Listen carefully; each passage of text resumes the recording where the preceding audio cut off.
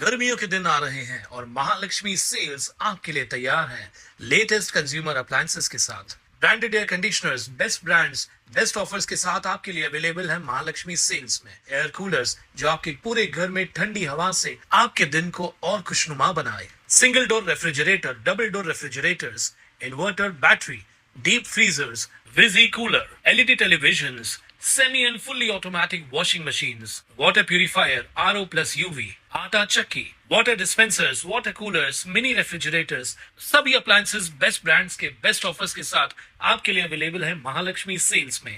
अंबरनाथमध्ये मोतीराम पार्ककडे जाणाऱ्या पुलावरून पुन्हा एकदा शिवसेना विरुद्ध राष्ट्रवादी असा श्रेयवाद सुरू झालाय।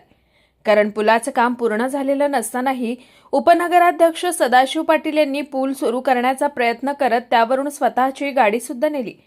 यानंतर शिवसेना नगरसेविका रोहिणी भोईर यांनी लगेचच हा पूल पुन्हा एकदा बंद केला। यापूर्वी सुद्धा याच पुलाच्या टेंडरवरून या दोन नगरसेवकांमध्ये आणि पर्यायानं शिवसेना राष्ट्रवादीत वाद निर्माण झाला होता।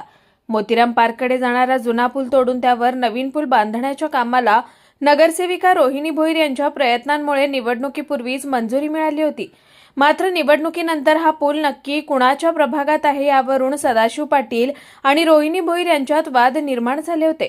टेंडरच्या वेळेस सुद्धा हे वाद पुन्हा उफाळून आल्यानंतर अखेर ठेकेदाराने सामंजस्य दाखवत वाद मिटवले होते। मात्र आता पुलाचा स्लॅब भरून 21 दिवस झालेले नसतानाही उपनगराध्यक्ष सदाशिव पाटील यांनी पूल नागरिकांसाठी खुला करण्याचा प्रयत्न केला। इतकंच नव्हे तर स्वतःची गाडी सुद्धा पुलावरून नेली। एखाद्या पुलाचा स्लॅब बांधल्यानंतर त्याला 21 दिवस क्युरिंग म्हणजेच पाणी द्यावं लागतं। याशिवाय पुलाचं सेंटरिंग काढणं, पुलावर मास्टिंग, अस्फाल्टचा थर मारणं, बाजूला प्लास्टरिंग आणि कलरिंग अशी कामं बाकी आहेत। त्यापूर्वीच पूल सुरू केल्यास भविष्यात तो कमकुवत होऊ शकतो। या पुलावरून स्कूल बससह इतर अवजड वाहतूकही होत असल्यानं ही बाब धोकादायक ठरू शकते। या सगळ्यानंतर रोहिणी भोईर आणि सदाशिव पाटील यांच्यात फोनवरून शाब्दिक चकमक झाल्याची माहिती असून यानंतर लगेच शिवसेनेचे गटनेते रवींद्र करंजुले यांनी पुलाच्या ठिकाणी धाव घेत रोहिणी भोईर यांची पाठराखण केली आहे।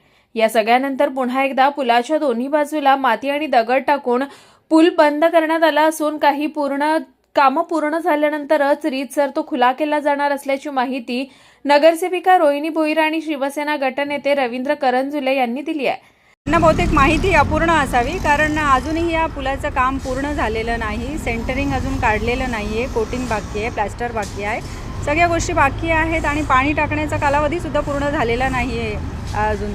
तर त्याच्यामुळे तसं काही आपण हे ब्रिज खुलं करून देण्यात आलेलं नाही। त्यांना अपूर्ण माहिती असल्यामुळे कदाचित त्यांच्याकडनं हे झालं असणार। जनता सुज्ञ आहे, नागरिकांना सगळं कळतं, काय चांगलं, काय वाईट, काय योग्य, काय अयोग्य आणि कुठली कामं कशी होतात हे सगळं माहिती आहे। त्याच्यामुळे ह्या गोष्टींचा काही फरक पडणार नाही। स्थानिक नगरसेविका ज्या आहेत तिथल्या रोहिणी भोईरताई यांच्या माध्यमातून ह्या ब्रिजची जी कामाची वर्क ऑर्डर झाली होती आणि त्यांनीच मागणी केली होती या सदरील ब्रिजच्या बाबत। आणि आज हा जो ब्रिज आहे हा 28 तारखेला याचं म्हणजे जो स्लॅब आहे हा 28 तारखेला भरलेला आहे। त्याच्यामुळे क्युरिंग जो पिरियड आहे तो 21 दिवसाचा आहे।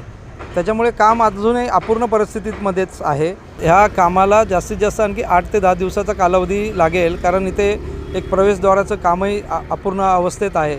आणि मग आज जर चालू केला रस्ता तर त्याच्यावरती डांबर मॅस्टिकचं काम झालेलं नाही आहे, त्याच्या सेंटरिंगचे प्लेट अजून काढलेले नाही आहेत आणि प्लास्टरचं जेव्हा ते आपण सेंटरिंग प्लेट काढल्यानंतर त्याच्या आतमध्ये प्लास्टर करावं लागेल, ते प्लास्टरचं काम अपूर्ण परिस्थितीमध्ये आहे। दरम्यान यापूर्वी सुद्धा या पुलाचं काम सुरू झाल्यानंतर श्रेयवाद रंगला होता।